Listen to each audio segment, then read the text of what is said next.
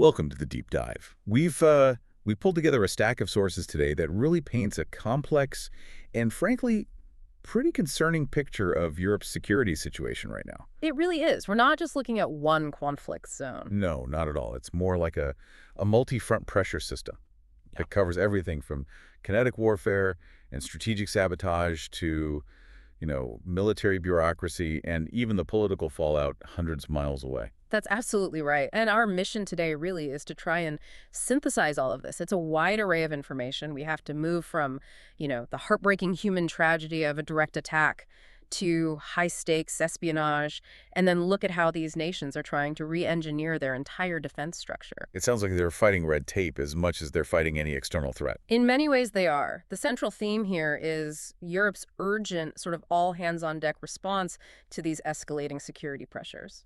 Okay, so let's unpack this. I think we should start where the conflict is hottest in Ukraine, but then immediately connect that to what's happening next door in Poland with these accusations of state-sponsored sabotage. And the news from Ukraine this week, it's just been tragic. Devastating. It's a visceral reminder of what we're actually dealing with. Yeah, specifically the focus on the devastating overnight Russian strike on the western Ukrainian city of Ternopil. The numbers alone just paint a harrowing picture. I saw those. The death toll was, well, it was climbing. It reached 25 killed, 73 people injured, and that includes 2 children. I mean, when you see numbers like that hitting a civilian area, it changes the conversation. It changes the rhetoric instantly, doesn't it? The Ukrainian foreign minister, Andrei Sybiha, he didn't hold back. No. He called the strike barbaric terror. And he said, very pointedly, that this is, and I'm quoting, how Russia's peace plans look like in reality. And he wasn't just appealing for aid. No, this was a diplomatic mobilization. He was urging partners to provide more air defense equipment, calling for, collective strength and pressure on Moscow. He even directed all Ukrainian embassies to lower their flags and open books of condolences. That's a highly symbolic push. Ukraine is treating these attacks not as just collateral damage, but explicitly as acts of state terror. Intended to shatter civilian morale. Exactly. And what's fascinating in our sources is how quickly that precise language, state terrorism, is now being used outside of Ukraine to describe things that aren't even kinetic. And that takes us directly to Poland, which has been dealing with all these rail sabotage incidents. Right. And the Polish foreign minister, Radosław Sikorski, he was adamant. He used the exact same phrase, arguing these incidents amounted to state terrorism by Russia. So this wasn't just a few vandals. This was coordinated disruption of critical infrastructure. And that accusation is being reinforced at the very highest levels. Ukrainian President Zelensky and the Polish Prime Minister Donald Tusk, they discussed these attacks. And what was their conclusion? Unified and swift. They said, all the facts indicate that there is a Russian trace behind all of this. For 2 allied leaders to make such a strong public claim like that, well, it signifies a major escalation in the threat landscape. And what's crucial here is that Zelensky basically said, this isn't just a Polish problem. He said, Ukraine faces these kinds of sabotage attempts daily. So they're sharing intelligence methods. Exactly, but they're not just complaining. They're creating immediate, actionable defenses. The 2 leaders agreed to set up a specific Ukrainian-Polish group to prevent this kind of thing in the future. That immediate bilateral cooperation is the key takeaway there. They're moving from accusation to joint action. And domestically, Poland is moving fast, too. They're making arrests, right? Yeah, the spokesperson for Poland's security services confirmed that several people have been detained. They're being questioned in connection with what they are also explicitly calling this terrorist attack. Okay, so we've covered the human cost of the kinetic war and the strategic cost of this sabotage, which I think leads us to the next crucial question. How is Europe preparing for the next wave? The future attacks, yeah. Here's where it gets really interesting, because Poland is providing these exceptionally specific, date-driven warnings. It's all about the calendar. They are operating with a level of precision we don't often see in public. I mean, we heard these compelling warnings from the chief of the general staff of the Polish Armed Forces, Wiesław Kukuła. And he wasn't vague, was he? Not at all.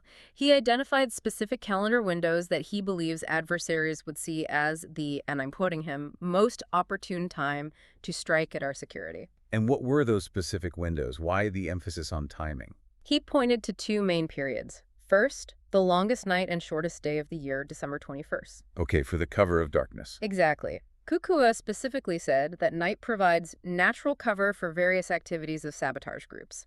Maximum darkness makes small teams very hard to detect. Makes sense. And the second window? The upcoming Christmas holidays. Because the vast majority of Poles will be traveling, mostly using public transport. A disruption then causes maximum panic, maximum economic paralysis, and, the biggest psychological impact. That's a powerful assessment. It recognizes the enemy isn't just looking for physical damage, but systemic paralysis. You stop public transport during the biggest travel season, you've won a major strategic victory without firing a shot. And that's why Poland's response, Operation Horizon, has to be so massive. It is huge. The defense minister, Wiesław Kukuła, announced plans to deploy 10,000 soldiers just for this. 10,000, and not for the front line, but to protect critical infrastructure across the country. Think about that. 10,000 active service members just guarding bridges, tunnels, rail lines. That is a staggering commitment of manpower just for domestic protection. It says a lot about the intelligence they must have on these non-kinetic threats. It really does. So if we connect this to the broader European context, we see that military readiness isn't just about troop numbers. It's about speed and efficiency across the whole continent. Absolutely. While you have Germany stressing that Kyiv urgently needs help, the rest of the continent is struggling with this sort of self-inflicted problem. Bureaucratic bottlenecks. Exactly. They're slowing down any attempt to move forces quickly. This is the problem that the Estonian Prime Minister, Kaja Kallas, was talking about. This need for fast movement of Europe's militaries. I mean, on the surface, it sounds simple, right? Move troops from country A to B. But it's not. The sources highlight huge infrastructure problems. Can the roads and bridges even handle the weight of modern armor? Do they have enough flatbed rail carriages? The regulatory hurdles are just as bad. They're debilitating. And Kallas pointed out the most shocking detail. Some EU countries still require a staggering 45 days notice before another country's troops can pass through. 45 days. 45. I mean, that's completely unworkable in a crisis. That makes the entire concept of a rapid response force, well, meaningless. It's, as she put it, simply not good enough. If there's an attack, waiting 45 days for legal sign-off turns a crisis into a catastrophe. What kind of deterrence is that? It's no deterrence at all. It's a massive window of vulnerability. Which is why the formal proposal is for a military Schengen. And this isn't just a catchy name. It's a real initiative to bypass those regulatory obstacles like the 45-day waits and to make sure infrastructure is resilient across the board. Kallas has called it a critical insurance policy for European security. It's essential for credible deterrence. The whole idea of a military Schengen just shows how much European defense needs to shift from a peacetime bureaucracy to, well, a crisis-ready posture. It does. Okay, so moving from logistics on the ground to what's happening out at sea, we shift to the UK. They're facing their own high-stakes, non-kinetic threat. Underwater espionage. Threatening global communication. Yeah, this is the incident with the Russian spy ship, the Yantar. It was operating right on the edge of British waters. And this isn't just surveillance. The sources detail two extremely provocative activities. One was mapping the undersea cables, right? The arteries of global communication and finance. Right. And the other, shockingly, was shining lasers at RAF pilots. Shining lasers at pilots is incredibly dangerous. That's bordering on a hostile act. The UK Defense Minister, John Healey, called it out immediately. He called it highly dangerous. So why risk that kind of escalation? It serves multiple purposes. You test the response limits, you intimidate military personnel, and you demonstrate capability. But the mapping of the cables, that's arguably the bigger long-term threat. Because if you know where they are, you can disrupt economies or military comms whenever you want. Exactly. That's preparing for strategic warfare. So what was Healey's response? His message to Putin was very direct. We see you, we know what you're doing, but what are the actual military options? Well, he confirmed two key moves. First, the rules of engagement have been changed, so the UK can follow the Yantar much more closely. Second, and this is the really provocative part, he said the government has military options ready if the ship travels further south. So that sends a clear message, cross a certain line, and there will be a physical response. It ramps up the tension significantly. These challenges are everywhere. From rail sabotage to deep-sea mapping to dangerous aerial encounters. We even saw that little note about Lithuania closing 2 border crossings with Belarus because of weather balloons disrupting air traffic. The threats are coming from everywhere. Rails, cables, the deep sea, even the atmosphere. The sheer breadth is remarkable. It's classic hybrid warfare. And what happens when this constant state of pressure, the rising prices, the border concerns, the feeling of vulnerability, What happens when that bleeds into domestic politics? In nations we usually consider, bastions of calm, That brings us to Denmark. and the significant political ripple effect from their recent municipal elections.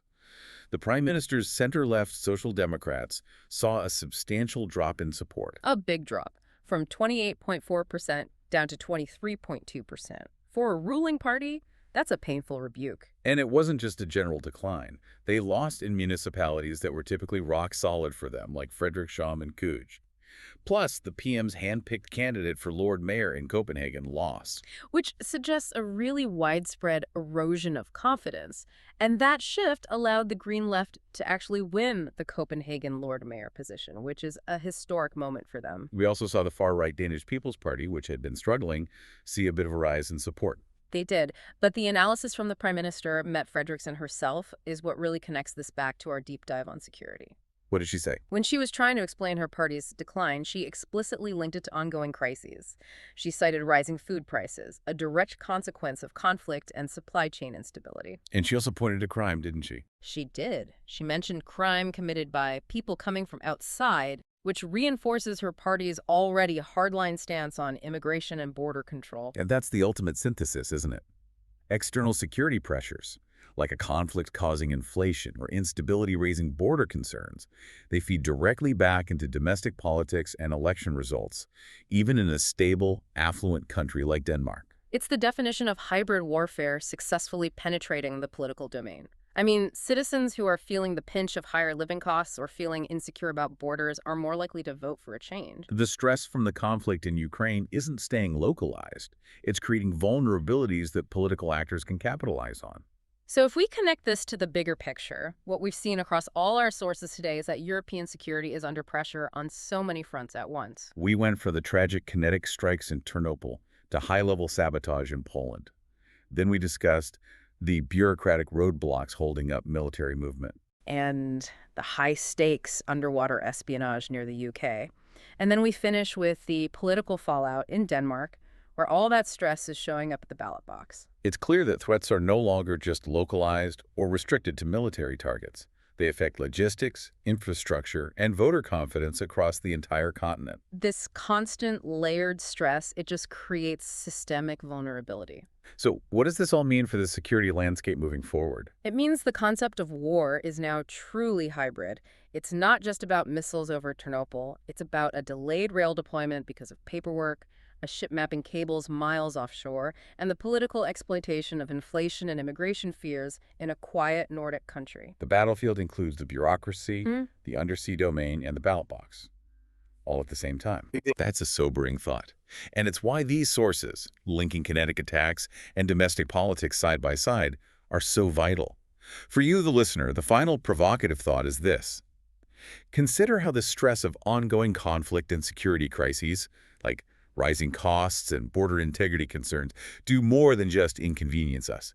They fundamentally erode trust and create political vulnerability that external enemies can exploit, effectively making the home front part of the geopolitical war zone. A vital perspective, especially as nations like Poland are preparing for what they believe will be the most opportune time to strike, the longest night of the year and the height of the holiday season. Thank you for joining us for the deep dive.